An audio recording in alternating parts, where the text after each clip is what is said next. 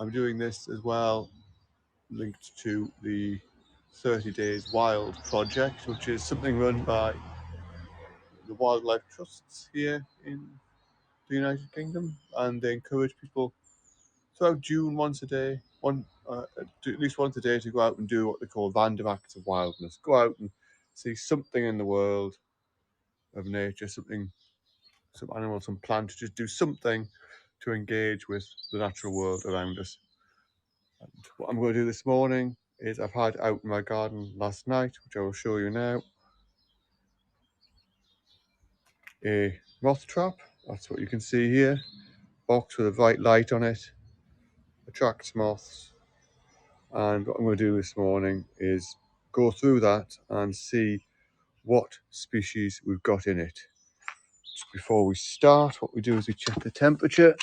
It's always useful to gather information on what the temperature has been during the night. So you can see here it's down now to about 13 degrees, and that's as low as it's been. So I will make a note of that. And then I will turn the light off to the trap, unplug,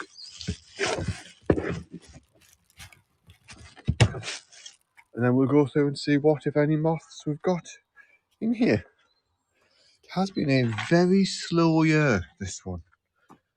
Very slow start to the year, not vast numbers of anything really. There's definitely something on this bit of perspex. So this is a maiden's blush moth. It's felt that slightly peachy patch on the wing looks perhaps like blushing cheeks. Maiden's blush. So first one. I'll go and write that down. I'll bring the notepad over here so I'm not going back and forth doing that. Do have to make notes of all these, of course, because if you're observing wildlife, you should really be submitting and sharing your records with relevant national recording schemes. And in the trap, you can see we've got these egg boxes that just provide a surface that the moths can rest on. They're looking remarkably empty, I have to say, this morning. There's something.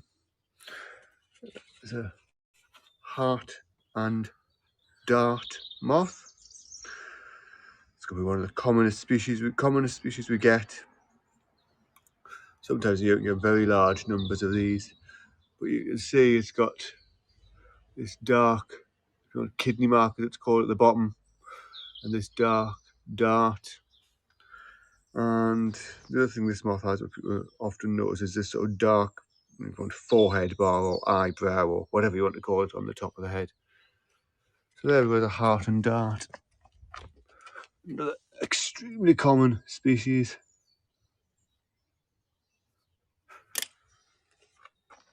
We'll keep going through these and see what else is in.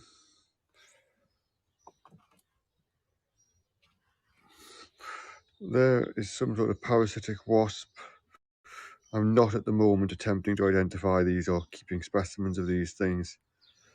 They would be very hard work. They're a difficult group with lots and lots of members in them.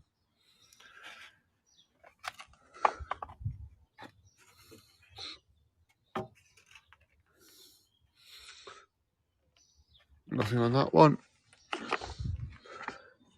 You can see it's been a very poor start to the year. I mean, for June, there should be a lot more than this about. Yes, there's another moth here. And this is a pale mottled willow, which you can recognise by the three dark dashes along the leading edge of the wing. Those are very pale hind wing, if you could see its hind wings, but obviously they're closed behind. I'm not going to disturb it to show them on the broadcast because I don't think that would work very well.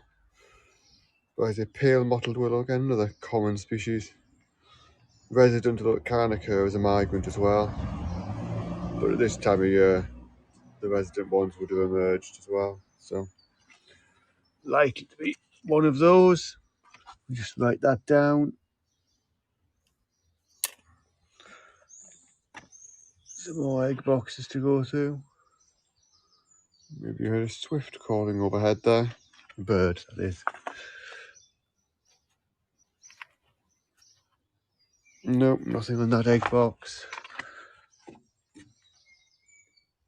And nothing on that one. This has been a very, very poor year. Right, we'll go to the other side of the trap.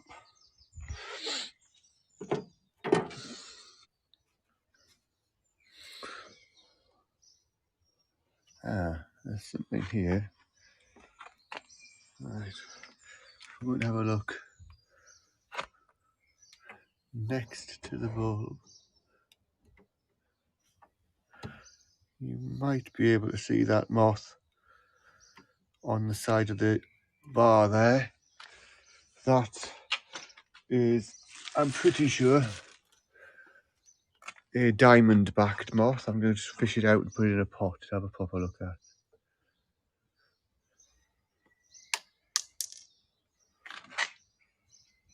Right, let's see if we can... Yeah, there we go. You hopefully see in that pot there the diamond-backed moth. So they're a migrant species here in the UK. They fly up, I think, all the way from Africa through Europe. And again, they can occur in quite large numbers. So again, I will write that down. Diamond-backed moth. My first one of them of the year. And then another egg box to examine. And again, nothing. It's been a really remarkably poor year for Lepidoptera around here. And I think quite a lot of people are reporting that. I don't think it's just my garden or my bit of London that's been having this. We did have a very cold late spring here in the United Kingdom. I think in a lot of Western Europe actually we had a very cold late spring. And I wonder if that's just held stuff back and kept numbers down. Because last night was perfectly decent conditions. As you saw, the temperature only got down to 13 degrees overnight, which is not exactly freezing. And here's another moth. This is a brimstone moth. Bright yellow in colour, quite impressively bright, with those brownish ticks on them. And they just help it camouflage oddly during the day.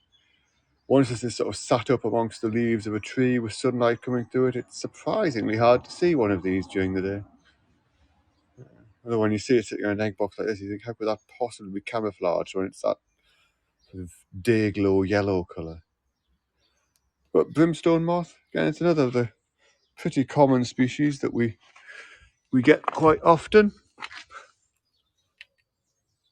Again, I'm writing it down so I can make sure the records go where they need to go. And this is the last of the egg boxes, and it's again got nothing on it. It really is a remarkably poor year. Okay, there's a few more moths inside the trap, which I'm going to gradually start taking to bits anyway. So there's an easier way as any to look at them. Ah, there we go. There's a light brocade. Now I got one of these on my last trap here, which I did broadcast as well.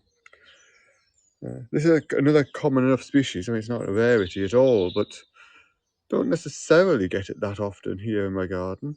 Probably do get it most years, but it's still one I find rather attractive and not one I necessarily see, I'd say, with such frequency that it's not interesting to me to have got that twice in a row.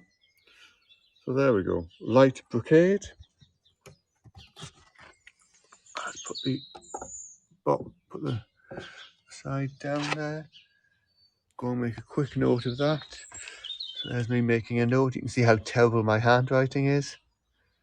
But I can read it, and this is all going to be transcribed into a database, so as long as I can read it, we don't have a problem there.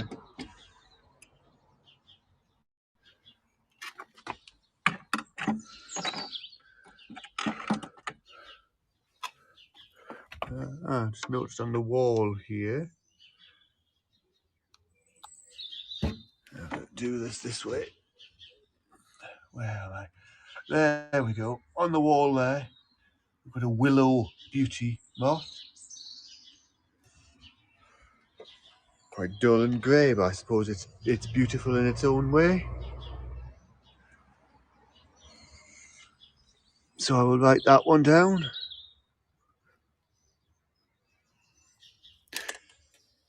And then inside the trap, we've got, to the right of my image here, I hope it's to the right of your image, another heart and dart, and to the left, another pale mottled willow.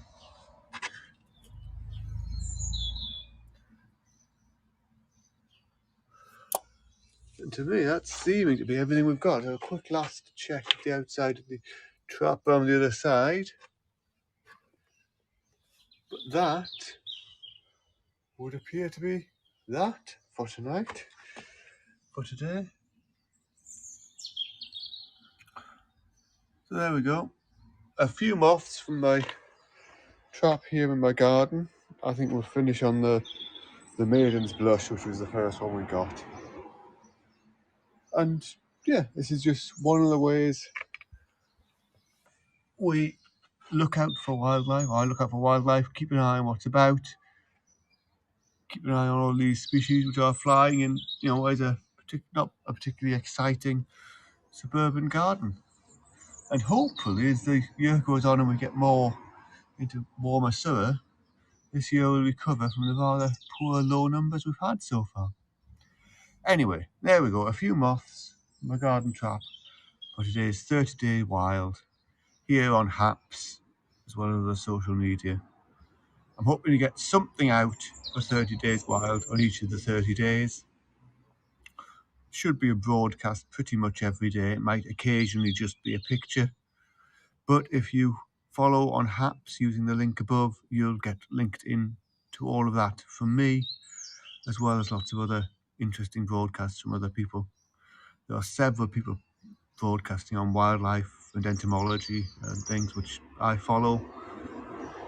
So do join me on here. Anyway, we'll end here on this Maiden's Blush, and I'll be back tomorrow.